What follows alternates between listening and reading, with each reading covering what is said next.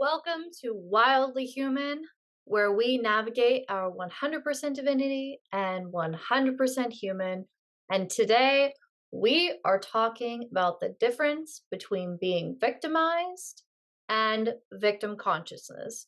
Oh, yeah, we are going there. Why? Because we want to be our most sovereign selves, and this mindset is how we do it. Now, I know this isn't always easy. We've experienced trauma, whether it's uppercase or lowercase t trauma. And when this happens, we have been victimized. When we've experienced victimization, it's difficult to break because it's all we know until we try to change it. And the thing that people don't tell you is there is a difference between victimization and being a victim, aka victim consciousness. Like for me, I didn't want to acknowledge the things that I went through because I didn't want to be a victim. I didn't want pity. I didn't want any of that. And I'm sure there's so many people here listening to this that feel the same way. So, being a victim or being in victim consciousness and the difference of victimization is what we're going over today. So, first, I'm going to talk about being in victim consciousness. And that's essentially looking at everything like it's happening to you. Like life is happening to you. That person that cut you off in traffic, how dare they do that to me? Your ex broke up with you. They were so toxic, narcissistic, etc. They did that to me. That person that cut you off, they weren't doing it to you. They just did it. Like, if they cut you off, they've probably cut off like 30 other people today, unless it's like 5 o'clock in the morning. But they cut people off all the time. It's not just you. And in case you haven't heard this before, I'm going to tell you now your ex probably wasn't toxic. Okay. We all have protector patterns that come out. And that doesn't make us toxic, it makes us human. Now, obviously, there are exceptions to that, and I'm not talking about the exception. Okay, I've had my share of unhealthy relationships. Some have caused more harm than others, but I can tell you it wasn't just them, it was also me, right? I stayed when I knew it was time for me to go. In some cases, our protector patterns in relationships that I've had, they didn't just cause conflict, like one-sided conflict. They just didn't mesh well together at all. And that's a part of life. That's part of navigating relationships. So why do we continue to like put ourselves in this victim consciousness? Well, other than our ego telling us this is safe because it's familiar, it's also easier to be a victim. Okay? It's think about it. Like it's easy to feel sorry for ourselves and say that everything happens to me because that means we don't have to take action to change. And if we don't take action to change, then we continue to be safe, right? Like change, our brains believe that change is difficult. It believes that it's scary. And so if we don't take action to change, then we continue to be safe. So victim consciousness, it can show up in so many sneaky ways. And at the end of this episode, I'm going to give you a tool to help you find out if you're operating from victim consciousness or not. And I use this tool with my clients. I use it in my everyday, and it's just so game changing. So, victimization means acknowledging that shit happens in life. Sometimes people are cruel to us. We experience loss, traumatic events happen. And when we take the time to feel all of the feelings, to honor these parts that have been victimized and allow the process to take place without staying in victim consciousness, that's when we are in our sovereignty. That is being in our authority and taking accountability for how we respond to life versus being a victim to it. And if we are a victim to it, then we're giving our power away to it. And we can't control everything that happens, that whole like grander plan thing, but we can control our reactions and our responses. And so when we shift to this way of thinking, that's when we can really begin to co create with God because we have this understanding that there is a part of ourselves that asked for this lesson, or we need this lesson so we can become the version of us we need to be in order to hold the life that we want.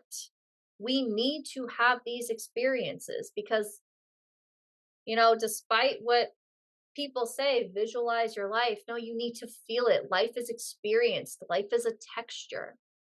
And when we go through these different lessons, that is when we actually start to embody different textures. The texture of victim consciousness is very different from the texture of sovereignty.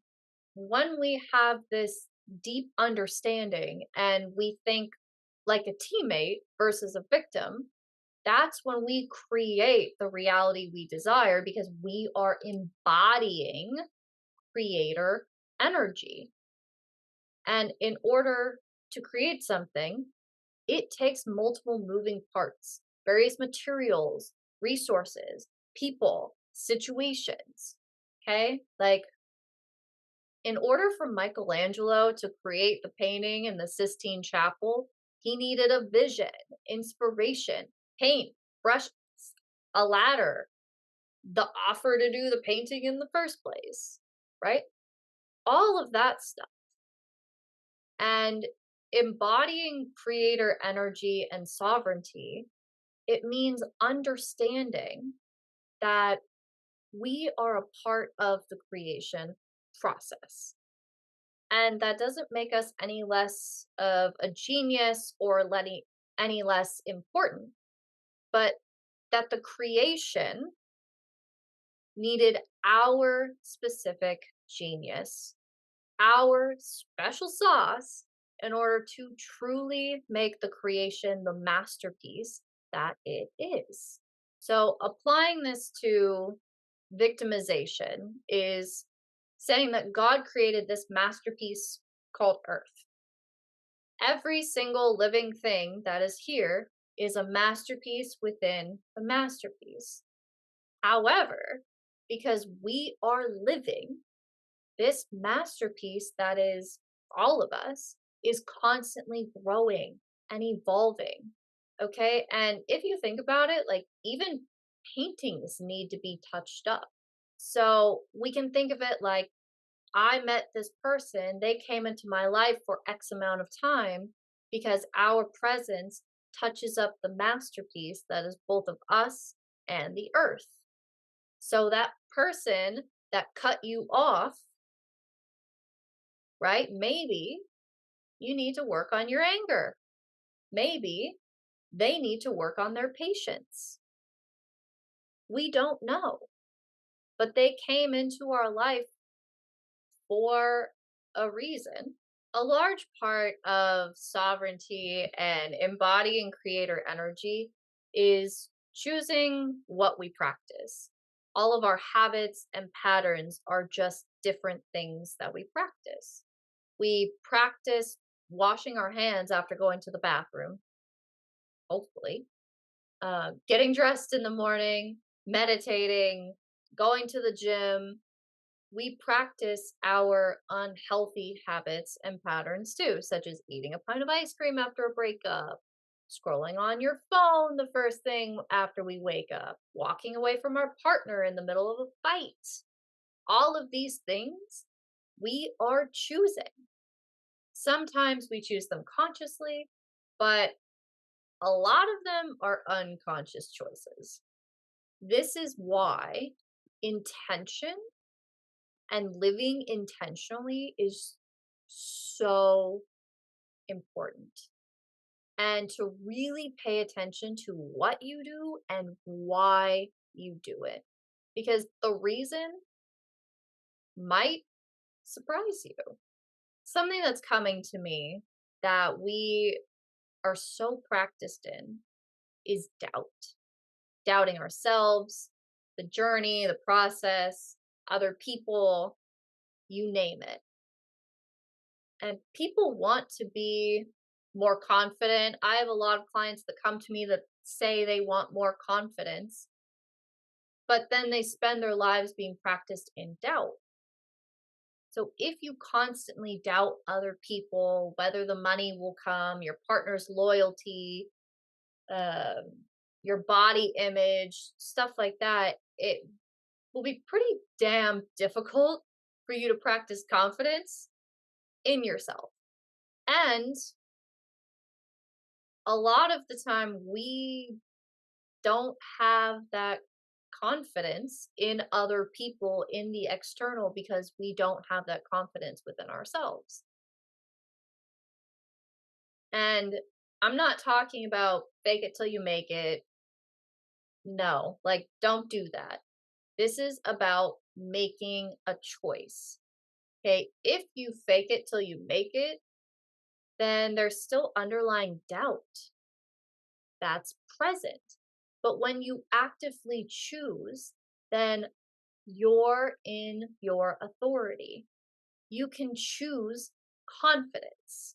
But here's the thing, if you choose it, you have to choose it in every area of your life. And this isn't to overwhelm you. Okay, you can work on one or two areas of your life at a time. You don't have to completely slash and burn everything. Like, that's just too chaotic. And in case you didn't listen to episode 1 about trauma, the definition of trauma is too much, too fast, too soon, and or too little for too long. So if you slash and burn your entire life, you will actually traumatize yourself while trying to positively change. Okay, so don't do that. And practice is a process, just like life. I used to be someone who was very much like, I want it and I want it now. And there's still a little bit of that in me. But patience is so important and it's something that I'm learning. And I was blessed in being an athlete when I was younger. So going back to that mindset of, oh yeah, practicing, getting in the reps, doing it over and over and over again. And this work of choosing also requires brutal honesty with yourself. So if you aren't living the life you desire, what are your practices that don't align with your dream life? If you desire to have your day feel more peaceful, yet you scroll on social media right after you wake up, then that practice is not in alignment with that. That practice is not in alignment with the texture, the experience, the sensation of peace. Because peace It's this inner emotion. And yet, your external is starting the day by outsourcing your energy to others. And as long as you're outsourcing your energy to others, you will not have peace. This is where you really have the opportunity to audit your day. Where is your energy going? Like, really catalog your activities and how much time those activities take, and how you feel during and after those practices. Now, I'm not saying to never go on social media, but paying attention to how much time you spend on it and how long you can be on it until you start to feel drained or numb, those are key indicators. Because if you feel drained or numb, that means you're burning yourself out. The energy is stagnant and you need to move on to something else. Energy is meant to flow, it's not meant to be hoarded, it's not meant to be stagnant. If it's a necessary task that needs to be done in order to get you one step closer to your goal, then like how can you make it fun? Where can you infuse joy? Can you listen to music or take dance breaks? You don't even have to get up and stop the activity. Like, you can dance while doing the activity. Can you dance or sing while typing out that email? If that's not your thing, what is your equivalent? Right? And so those are examples of if you want to bring more joy, more pleasure into your life. Okay, so bring more joy, bring more pleasure into your life. Choose your life. If you want to feel alive versus merely existing, that means intentionally choosing your life. And this doesn't mean that every moment will be sunshine and rainbows. That's just completely unrealistic. And there is a universal law called the law of polarity, which states that everything is contrast. So, what if whatever you're facing, if it's not what you want to face, is to show you the contrast of what you're actually asking for so you can truly appreciate it? Like, for example, what if you've been single for years because you need to learn how to be in love with life to truly appreciate being in love with someone else? What if you don't have a lot of money in your bank account so you can learn how to be energetically wealthy to truly appreciate your financial wealth when it comes? Okay. When we choose to focus on the sun peeking out versus the clouds, we integrate the lessons much more quickly because we are in our authority. Being in our authority, in our sovereignty, that's expansive. Like, you could be on the floor on your hands and knees sobbing, but still feel expansive if you choose to be in your sovereign presence. I know because that has happened. Moments that used to completely contract me and deplete me. When I said, okay, I'm allowing it, I'm choosing to feel it versus allowing it to overpower me, to consume me, I felt expansive while being curled up in fetal position on the floor. Like, energetically, I felt expansive because I knew that whatever it was that was happening, it was helping me grow.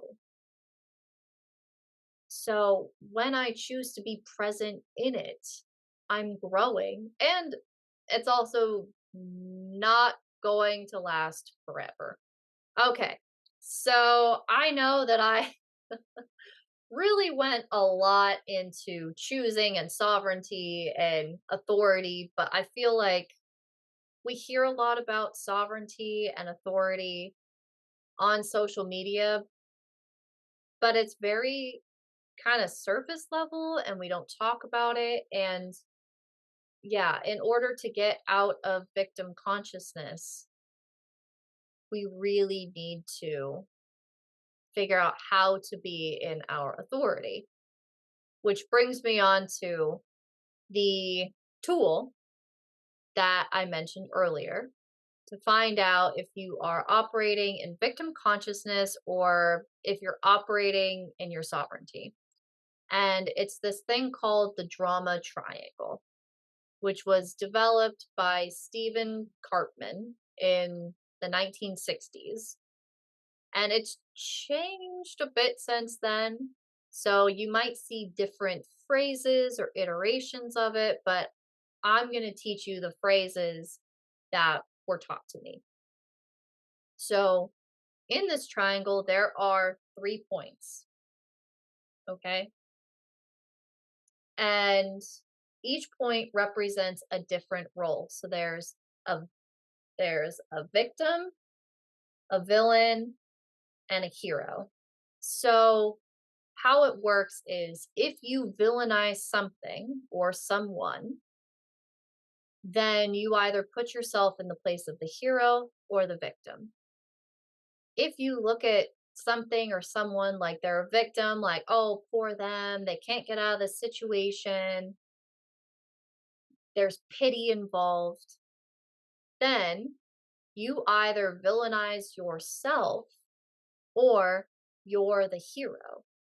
And then if you make something or someone a hero, you either victimize yourself or villainize yourself because you either villainize yourself or victimize yourself.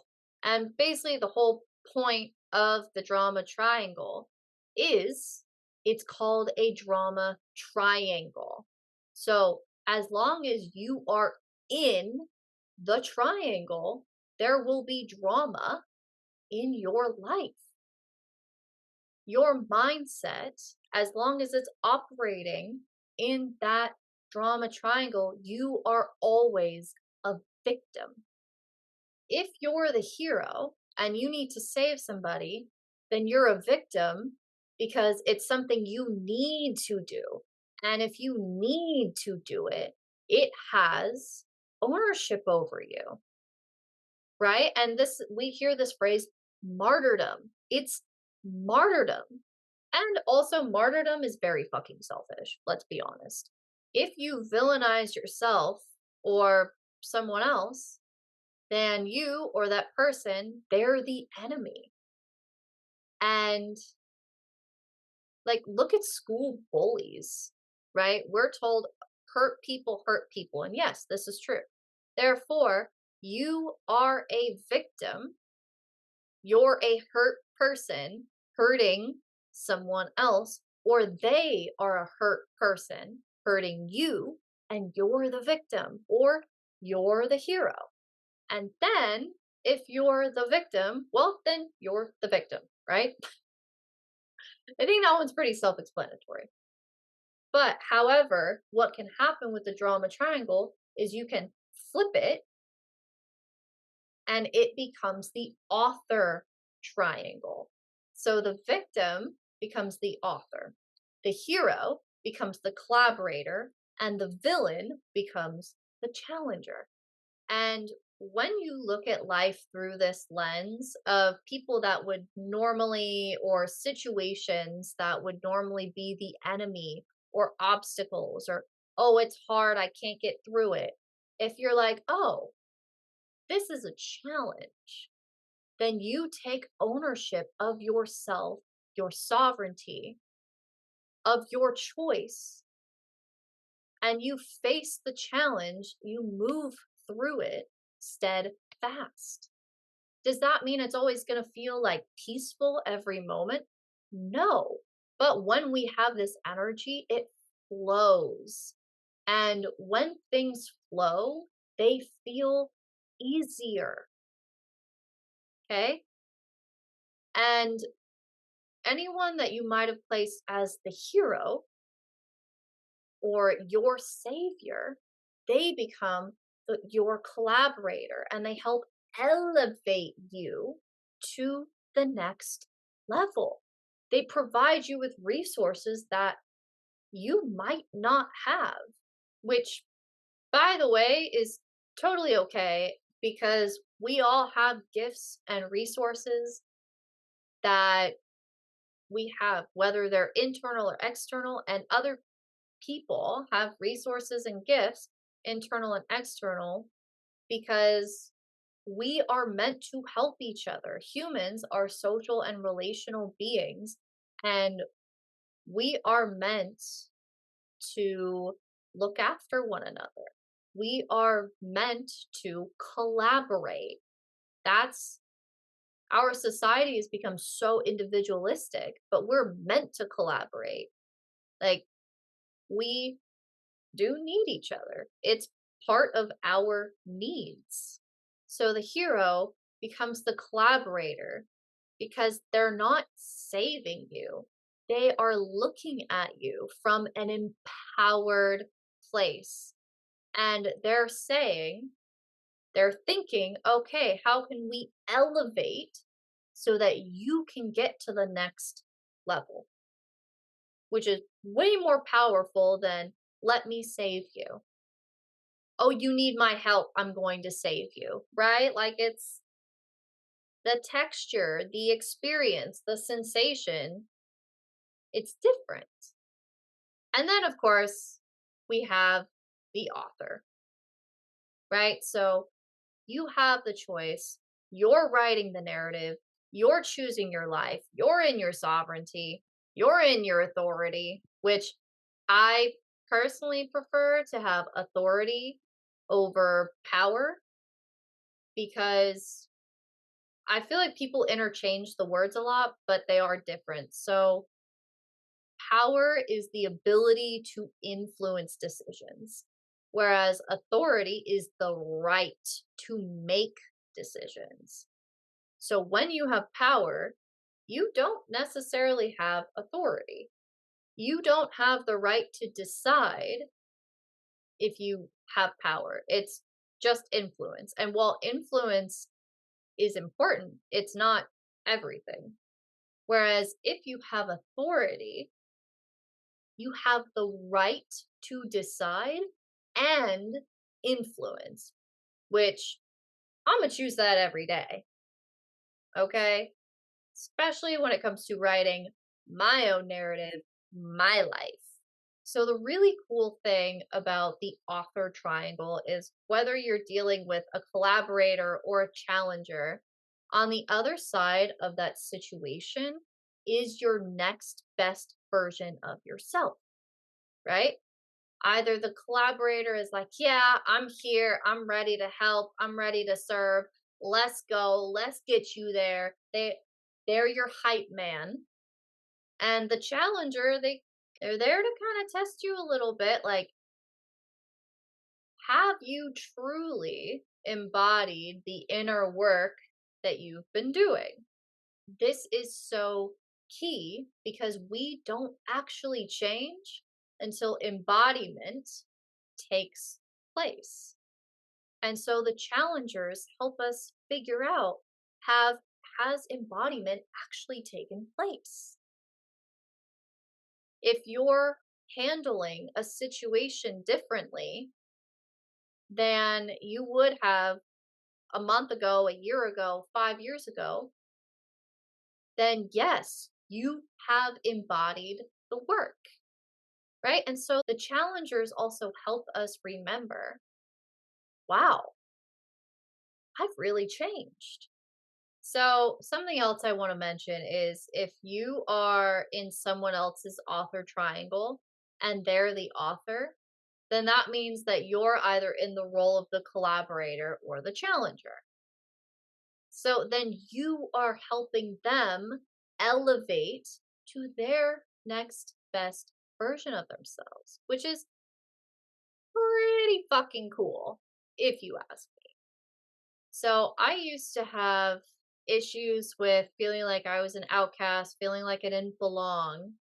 And when I learned about the author and the drama triangles, when I adopted this mindset, it was a huge shift for me because I really realized I can't control whether someone is an author or a victim, right? We can't control that. But what we can control is our mindset of, for me, it was like, oh, I always do belong because I am helping somebody get to the next version, the next best version of themselves. And so if you stay in your sovereignty, then whether they're operating from the victim triangle or the author triangle, if you are operating from your own author triangle, that means you're helping them get to that next best version. You're helping them elevate. Whether they realize it or not, that's not your concern.